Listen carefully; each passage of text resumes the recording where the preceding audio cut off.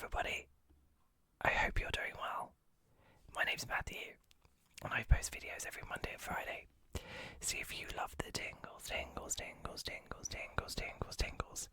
then hit that subscribe button because you are in the right place. Now today's video was another suggestion made by Paula. Thank you very much for your suggestions, greatly appreciated. If you have another suggestion, Paula or anyone else, do leave them in the comments below because I'd love to do them for you. Today's case we're going to be looking at is the case of Austin Harrouff. I think I said that right.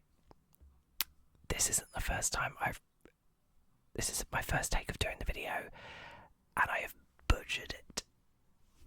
So I've butchered it so many times. So there we go. I've said it once. I've introduced it. I'm just going to call him Austin for the rest of this video, okay? So let's get to looking. So that was the update.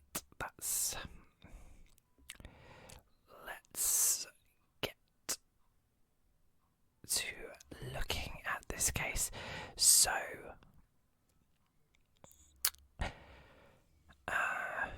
on the 15th of August 2016, Austin, a farmer,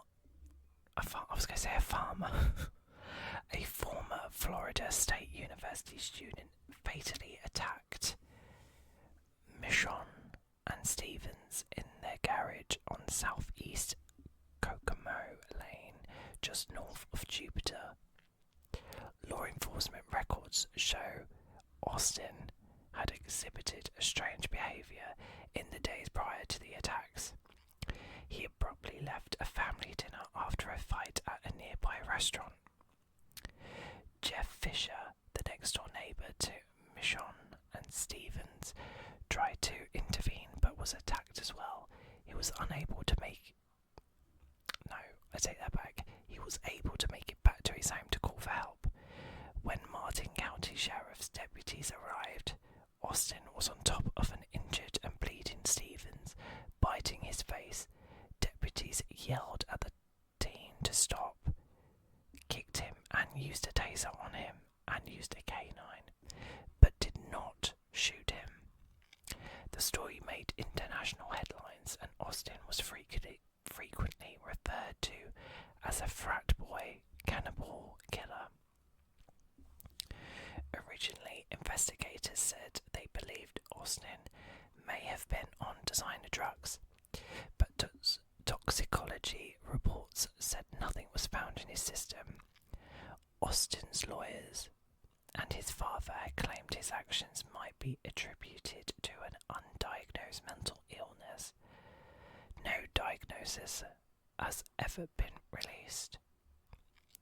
Trying to comprehend what's happened in the international spotlight, deal with the legal system, and be a father has been tough to balance, Stevens said. It's a whole sense of loss of control. He said as much as he tries to go on with life, he still settles down at the end of the day and thinks about it.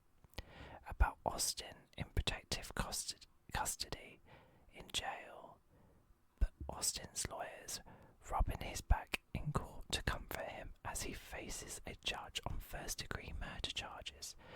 Austin and Austin's father and their jail phone calls recently released where he tells his son he did nothing wrong and that they'll get him out of jail. They've become part of your life even if you don't want them to, he said of Austin and company. Milestones are the hardest for the Stevenses. Before his father was killed, Stevens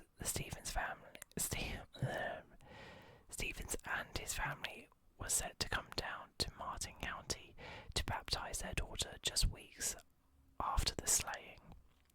It would have been the first time Stevens's father present his granddaughter. Throughout photos on Stevens's Facebook page of his grumpy grinned ginger-haired girl with cherub cheeks, his father would express his love from hundreds of miles away.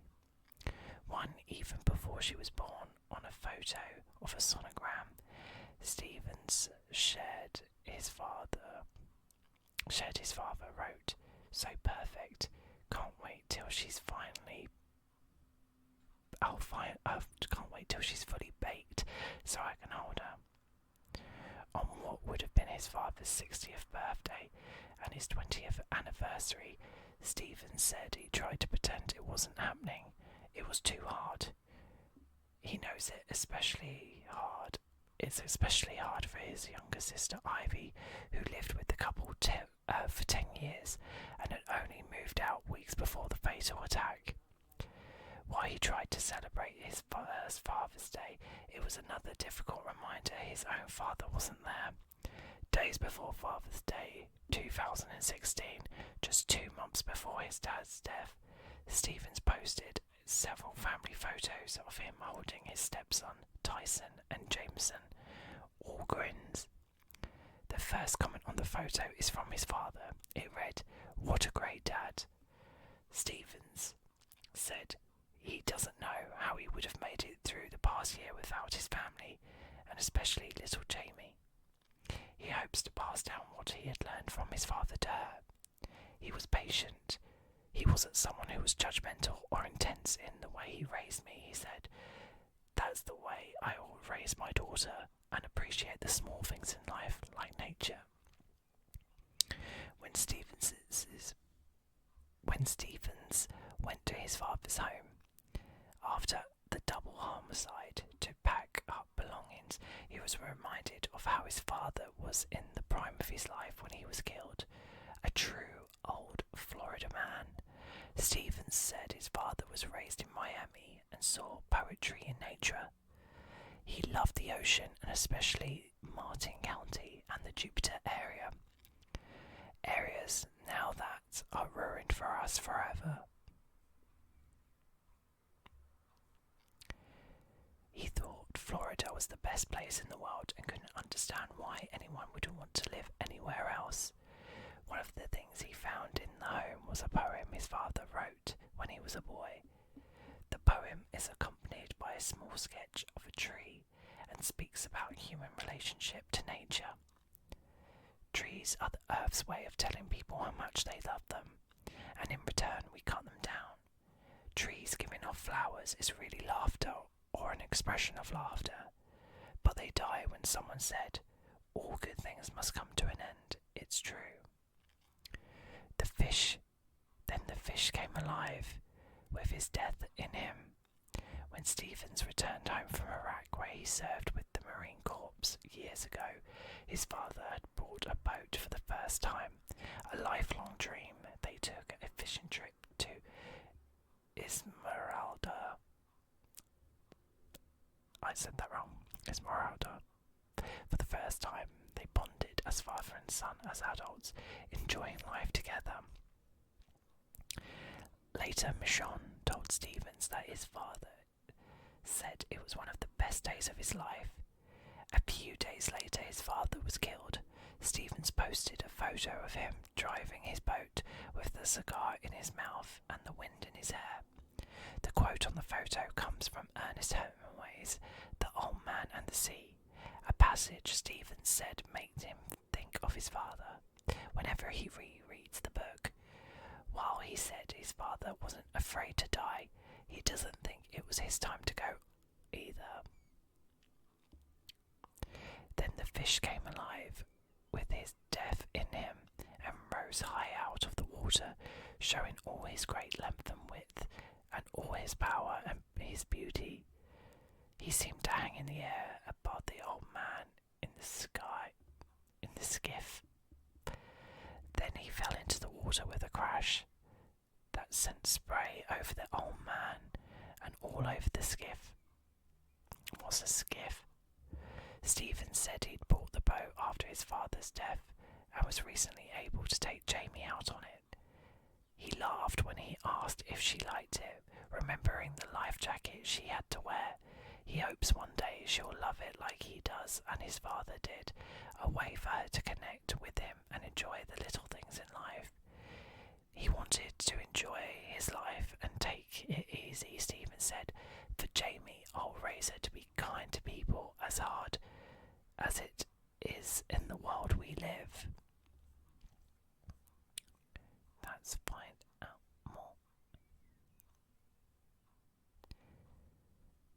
The cannibal frat boy.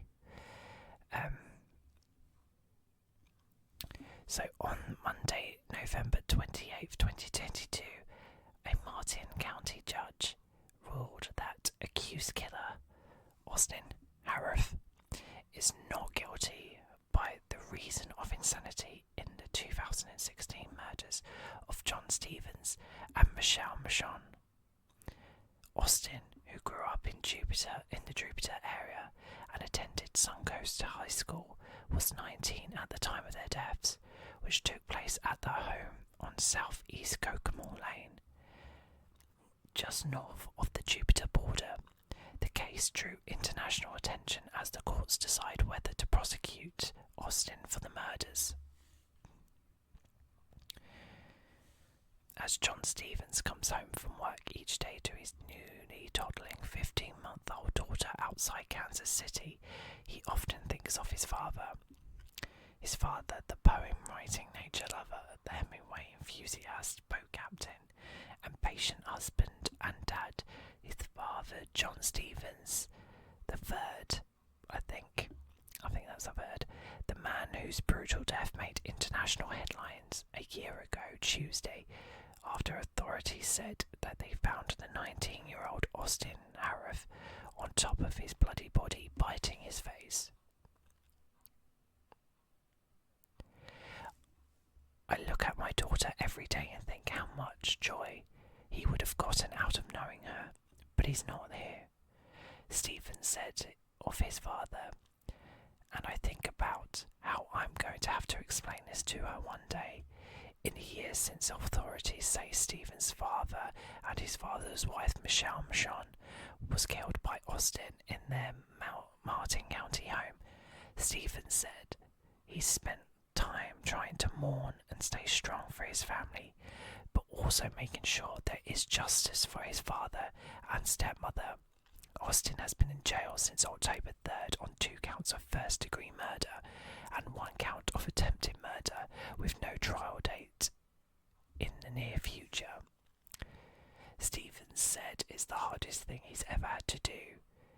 It takes a piece of you away, he said. As an adult, a husband and a father, you have to stand there for your family, but it's like nothing I can explain.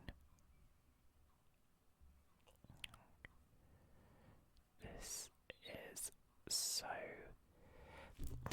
so strange, because I wonder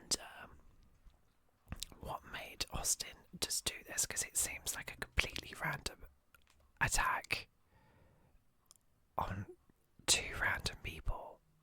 Like, he doesn't know, so I don't get it. I don't understand what he did or why he did it, and then why he proceeded to then bite the guy. Like, I don't understand as well how a judge can then say he's not guilty because he's insane, but they've never released any diagnosis for the guy.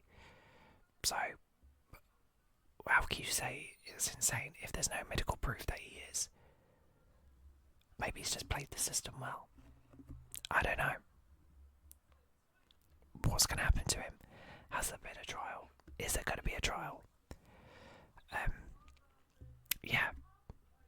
This has been an interesting case. It's a shorter case because, from what I can see, that's the information that's available. But it is an interesting case by all means. But I hope you found this video to be relaxing. I really enjoyed looking into this case. It's a different case, and I look forward to looking into more cases that you guys suggest. And yeah, I hope you found this relaxing.